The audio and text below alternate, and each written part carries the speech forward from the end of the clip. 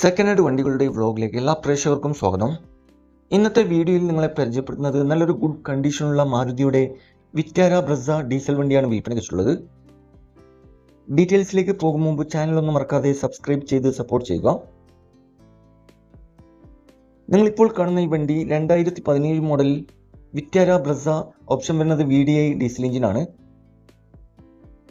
Accident ഹിസ്റ്ററിയോ flood എഫക്റ്റോ റീപ്ലേസോ വേറെ അപാധകളോ ഒന്നും തന്നെ ഇല്ല.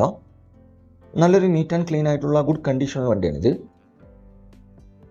ഏകദേശം 97,000 കിലോമീറ്റർ വരെ ഓടിയിട്ടുണ്ട്. കറക്റ്റ് കമ്പനി സർവീസുള്ള വണ്ടിയാണിത്.